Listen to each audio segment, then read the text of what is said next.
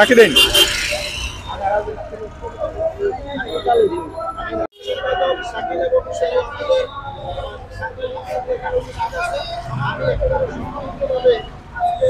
আপনারা জানেন যে বৈষম্য বিরোধী ছাত্র আন্দোলন চলাকালে পেশাগত দায়িত্ব পালনের সময় আমি যে জায়গায় দাঁড়িয়ে আছি সেই জায়গায় আমাদের সহকর্মী এটিএম তুরাব গুলিবিদ্ধ হয়েছিল এবং তুরাবের উপরে যখন তুরাব ভাইয়ের উপরে গুলি করা হয় আমি এর ঠিক পাশেই এখান থেকে দেখেছিলাম যে পুলিশ কর্মকর্তা বন্দুক হাতে নিয়ে তাকে সরাসরি গুলি করছিল। আজকে আপনারা জানেন যে গণঅভ্যুত্থানের 1 বছর এবং আজকে ৩৬ জুলাই উপলক্ষে আমরা ৩৬টি গাছ লাগাচ্ছি, বৃক্ষরোপণ করছি হচ্ছে তুরাবের স্মৃতিচারণ করে এবং আমরা এই গাছগুলো আমরা রক্ষণাবেক্ষণ করার চেষ্টা করব। এবং এই 1 বছর পূর্তিতে আমি একটি বিষয় বলতে চাই, সেটি হচ্ছে আমার সহকর্মী তুরাব হত্যাকাণ্ডে যারা সরাসরি অংশ নিয়েছিল তাদের জন্য বিচার আমরা দেখে যেতে পারি। আপনারা জানেন বাংলাদেশ ছাত্র অ্যাসোসিয়েশন সিলেট বিভাগীয় কমিটির অন্যতম সদস্য,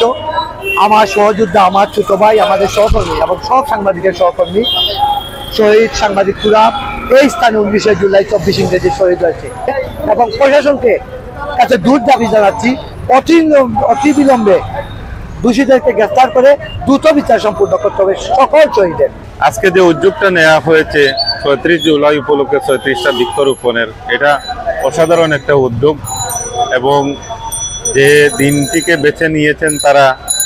মাল্টিমিডিয়া জার্নালিস্ট অ্যাসোসিয়েশন, এই দিনটিতে এই প্রোগ্রামটা আমরা এইটাই আশা করেছিলাম যে আজকের দিনটি এভাবেই উদযাপিত হবে এবং তারা যে এই দিনটিকে ৩৬ জুলাইটাকে ৩৬ জুলাই কেন হয়েছে সেটা নিশ্চয়ই সবাই জানেন যে এই দিনে ফ্যাসিবাদ মুক্ত হয়েছিল, সেই ফ্যাসিবাদ মুক্ত করতে গিয়ে যে দিনটিকে ৩৬ জুলাই হিসেবে আখ্যায়িত করা হয়েছে। যে জায়গাটিতে দাঁড়িয়ে আছি সেই জায়গাটিতে গুলিবিদ্ধ হয়েছিলেন এটিএম তুরাব,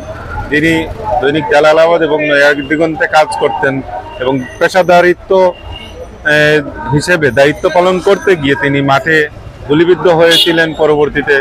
তিনি নিহত হয়েছেন। আমরা তার বিদেহী আত্মার মাগফিরাত কামনা করি